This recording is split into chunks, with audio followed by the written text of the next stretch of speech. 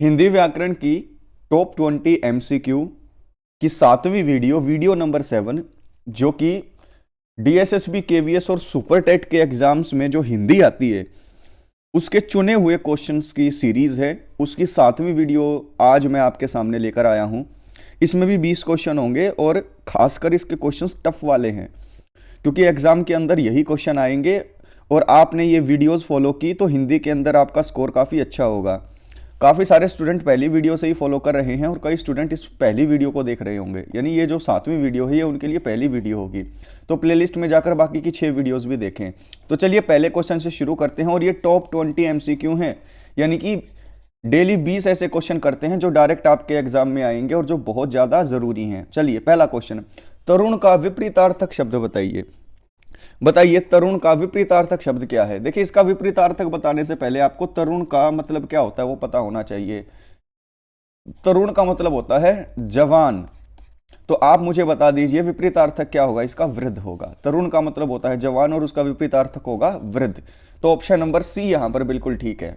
दूसरा क्वेश्चन, इनमें से कौन सा विपरीतार्थक शब्द है पतझड़ का।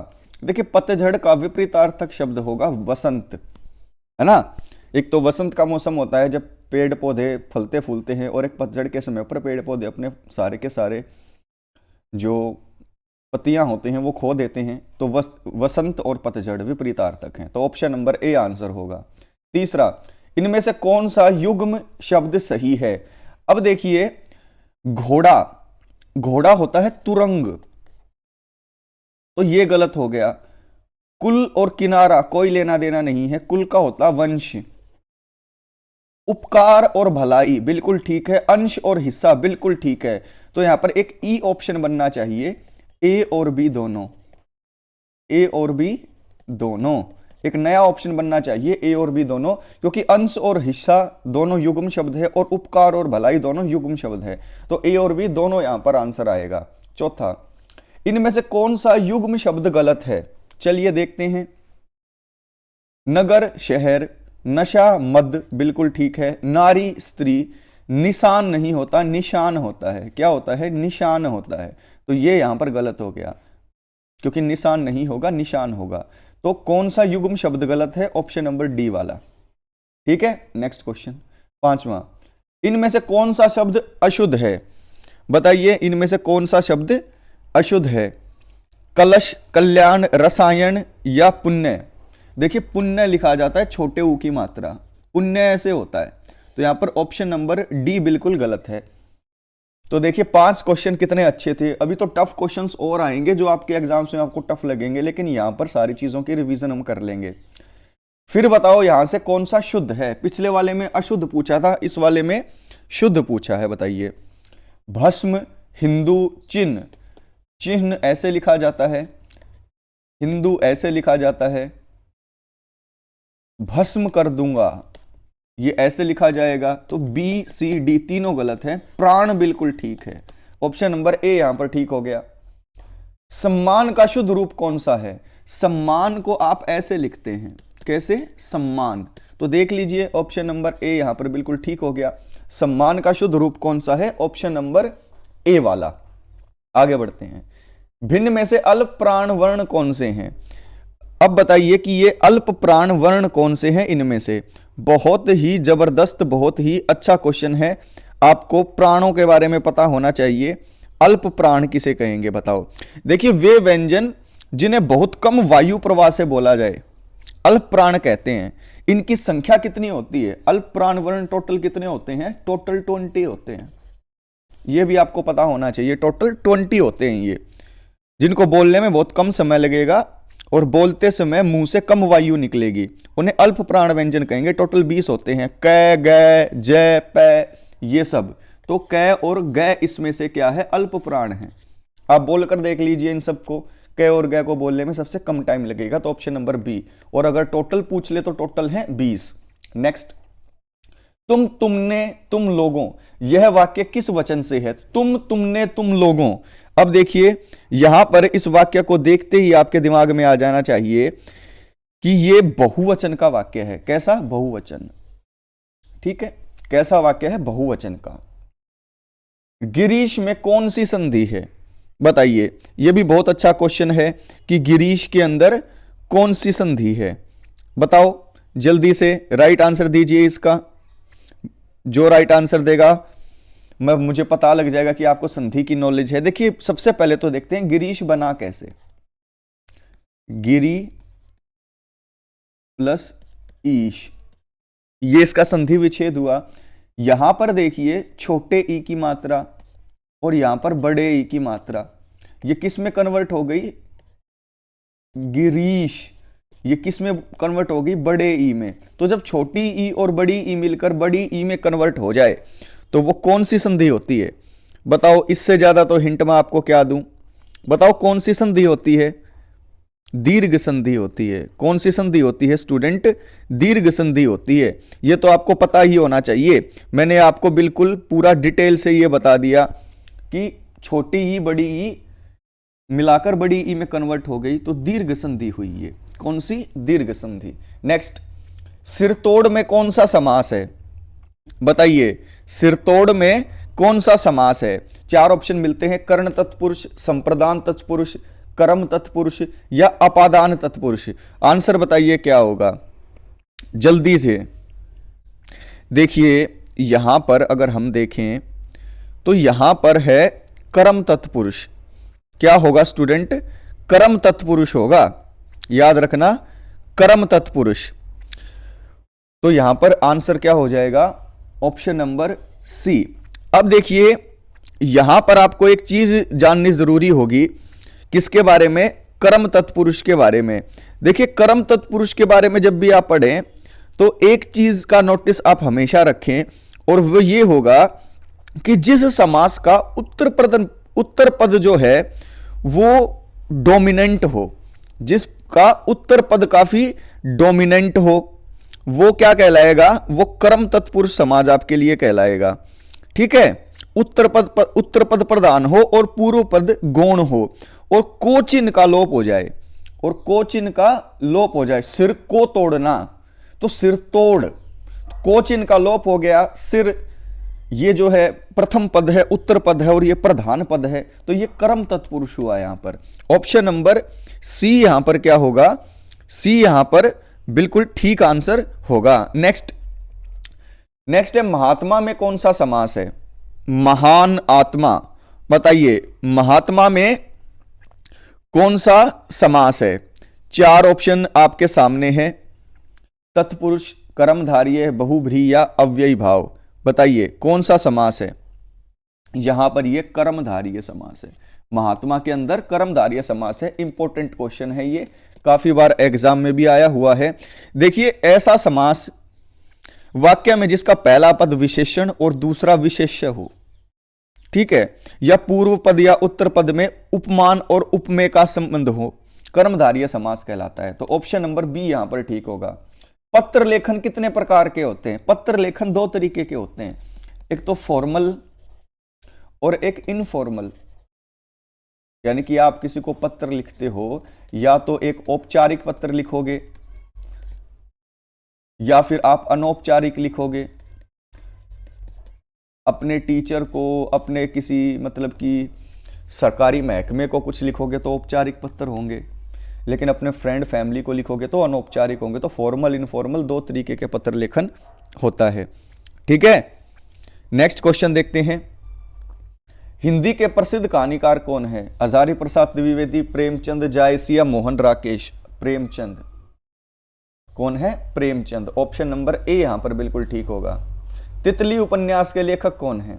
बताइए तितली उपन्यास के लेखक कौन है? जयशंकर प्रसाद। तितली उपन्यास के लेखक कौन है? जयशंकर प्रसाद। सेम क्वेश्चन यही है अगला भी, तो इसका आंसर यही होगा, जयशंकर प्रसाद। ये रिपीट हो गया है। नेक्स्ट, इनमें से अलंकार के कौन से भेद हैं? देखिए अलंकार की अगर मैं बात करूं तो अलंकारों के अगर भेदों की मैं बात करूं तो अलंकार के वैसे तो कई भेद हैं, लेकिन अर्थ के हिसाब से तीन है, शब्दालंकार, अर्थालंकार और उभय अलंकार। पर वैसे उपभेद काफी होते हैं। उपभेद काफी होते हैं, जैसे छेकानुप्रास, वृत्त्यानुप्रास, लटानुप्रास, अनत्यानुप्रास, श्रुत्यानुप्रास। ठीक है, तो अलंकार के ये तीनों भेद हैं, ये तीनों ही तीन हैं। तो इनमें से कोई, अरे इनमें से सभी होना चाहिए, लेकिन ये जो है ना छेका और लटा अनुप्रास, ये देखो ये जो छेका और लटा है, ये बी और जो सी है, ये क्या है, ये उपभेद हैं। क्या है, उपभेद। लेकिन मेन भेद कितने होते हैं, मेन भेद होते हैं तीन। मेन भेद कितने होते हैं, तीन होते हैं। ठीक है, कौन कौन से, शब्दालंकार, अर्थालंकार, और तीसरा होता है उभयालंकार। ये तीन मुख्य भेद होते हैं और बाकी उपभेद काफी होते हैं। तो इसमें से भेद अगर आपसे पूछा जाए तो फिर तो आपको आंसर क्या देना पड़ेगा, फिर तो आपको अगर भेद पूछ लिए जाए तो यहां पर आंसर आपका ऑप्शन नंबर ए हो जाएगा, क्योंकि ये सब उपभेद हैं। तो ऑप्शन नंबर ए यहां पर बिल्कुल ठीक होगा। अर्थालंकार के कितने भेद होते हैं? अब देखिए यहां पर बहुत तगड़ा क्वेश्चन आ गया है ये। देखिए अर्थालंकार के ना बहुत ज्यादा भेद होते हैं, बहुत ज्यादा, 12 भेद होते हैं। अर्थालंकार के कितने भेद हो गए, 12 भेद हो गए, उपभेद। नेक्स्ट, इनमें से रस के कौन से भेद हैं? अब रस के बारे में भी आपको नॉलेज होनी चाहिए। देखिए स्थाई भावों की संख्या 11 है। अगर आपसे पूछे कि स्थाई भाव कितने होते हैं, तो स्थाई भाव होते हैं 11। ठीक है, और ये स्थाई भाव ही रसों का आधार होते हैं।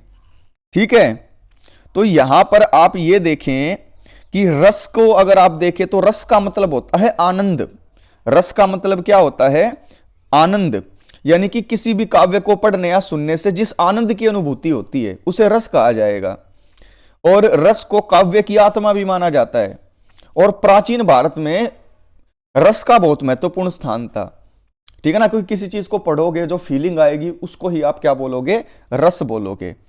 ठीक है, उसको ही आप क्या बोलोगे, रस बोलोगे। और रस कितने प्रकार के होते हैं, 11 प्रकार के रस होते हैं। रस कितने प्रकार के, 11 प्रकार के। श्रृंगार रस, हास्य रस, रौद्र रस, करुण रस, वीर रस, अद्वित रस, भीवत्स रस, भयानक रस, शांत रस, वात्सल्य रस और भक्ति रस। ये 11 प्रकार के रस होते हैं। तो इनमें से कौन सा रस नहीं है आपको यह पहचानना है। तो यहां पर करुण रस बिल्कुल नहीं होता, करुण रस बिल्कुल नहीं होता। कौन कौन से होते हैं, भक्ति, वात्सल्य, शांत, भयानक, विभत्स, अद्भुत, वीर, करुण नहीं, करुण तो होता है, रौद्र, हास्य और श्रृंगार। रूपक नहीं होता कुछ भी, सॉरी, करुण रस तो होता है, रूपक नहीं होता। रूपक तो अलंकार होगा, रस नहीं होगा। तो यहां पर हम क्या कर देंगे, अरे इरेजर आ जाओ ना भाई। हाँ जी, तो आपसे जब भी पूछा जाए कि इनमें से रस के भेद कौन कौन से हैं, रस का भेद कौन सा है, इसमें करुण है। उल्लेख भी नहीं है, रूपक भी नहीं है, करुण रस है। टोटल 11 है। चलिए नेक्स्ट क्वेश्चन, इनमें से अर्थ के अनेकार्थक शब्द क्या हैं? अर्थ के सॉरी, अर्थ के अनेकार्थक शब्द आपको बताने हैं। अर्थ का मतलब क्या होता है आपको पता है? अर्थ का मतलब होता है पैसा। अर्थ का मतलब क्या होता है, पैसा। अर्थ का मतलब होता है कारण, अर्थ का मतलब होता है मतलब, और अर्थ का मतलब होता है धन यानी पैसा। तो ऑप्शन नंबर ए यहां पर बिल्कुल ठीक है। तो आज की क्लास के अंदर आपने 20 क्वेश्चन किए जो कि बहुत ज़रूरी थे। इनकी पीडीएफ भी आपको लेनी बहुत ज़रूरी है। तो ये पीडीएफ मैं शेयर करूंगा अपने टेलीग्राम ग्रुप पर। ये हमारा टेलीग्राम ग्रुप है, इसका लिंक डिस्क्रिप्शन में भी दे दिया गया है। बाकी आप ऐसे हमारे टेलीग्राम को वहाँ पर सर्च भी कर सकते हैं और ज्वाइन कर लीजिए हमारे टेलीग्राम चैनल को। उसके साथ साथ आपने अगर BTS कनेक्टेड ऐप को इंस्टॉल नहीं किया है तो उसको भी कर लीजिए। DSSB, KVS, सुपर टेट और उसके साथ साथ CTET, इन सब की टेस्ट सीरीज मौजूद हैं। क्या मौजूद हैं वहां पर? Test series. यानी कि DSSB KVS super TET CTET आपने किसी की भी टेस्ट सीरीज ले ली तो उस एग्जाम से रिलेटेड जितने भी सब्जेक्ट है उन सब के टेस्ट आपको मिलेंगे। कितने रुपए में? ओनली ₹500 में एग्जाम तक। तो मान लो आप इन 3 एग्जाम की तैयारी कर रहे हो, डीएसएसबी केवीएस और सुपर टेट की, सिर्फ एक डीएसएसबी की टेस्ट सीरीज ले लो, बाकी 2 की तैयारी इसी के अंदर हो जाएगी, अलग अलग लेने की जरूरत नहीं है। ओनली ₹500 में 41 टेस्ट डाल चुका हूं टोटल, और बाकी और भी टेस्ट इसके अंदर डलते रहेंगे एग्जाम तक। आपको 2000 रुपए में लिमिटेड टेस्ट मिलते हैं, 10 टेस्ट, 20 टेस्ट, 30 टेस्ट, उसके बाद और नहीं मिलते। लेकिन यहां पर सिस्टम अलग है, हमारी ऐप में लगातार एग्जाम तक टेस्ट मिलते रहेंगे। तो ₹500 में काफी स्टूडेंट फायदा उठा रहे हैं, आप भी उठाइए। डिस्क्रिप्शन में लिंक दे रखा है। ऐप को क्या करिए, इंस्टॉल करिए। पहले इंस्टॉल करने के बाद अकाउंट बनाइए, रजिस्टर कीजिए, फिर लॉगिन करके अपनी किसी भी टेस्ट सीरीज को परचेज कर लीजिए, ताकि आप लोग एग्जाम्स को अच्छे से क्लियर कर पाए। ओनली ₹500 ही जो है आपसे चार्ज किए जा रहे हैं, जो कि मार्केट में सबसे कम है। तो आज की इस वीडियो के अंदर आपके कितने नंबर आए ये भी आपको बताना है। हमारे टेलीग्राम ग्रुप और हमारी ऐप का लिंक जो है नीचे डिस्क्रिप्शन बॉक्स में मैंने डाल दिया है, ठीक है। तो वहां से जाकर आप दोनों के अंदर जुड़े। वीडियो नंबर 7 थी ये, हम हिंदी को काफ़ी अच्छे से कर रहे हैं और लगातार 7 वीडियो आ चुकी हैं। 8वीं वीडियो भी आएगी, उसके लिए लाइक शेयर कमेंट ज़रूर करें। वीडियो कैसी लगी ये भी बताएं और नंबर कितने आए वो भी। नेक्स्ट वीडियो में आप लोगों से मुलाकात करता हूँ, तब तक के लिए जय हिंद, जय भारत। एंड मोस्ट इंपॉर्टेंट बात, पढ़ते ज़रूर रहना है।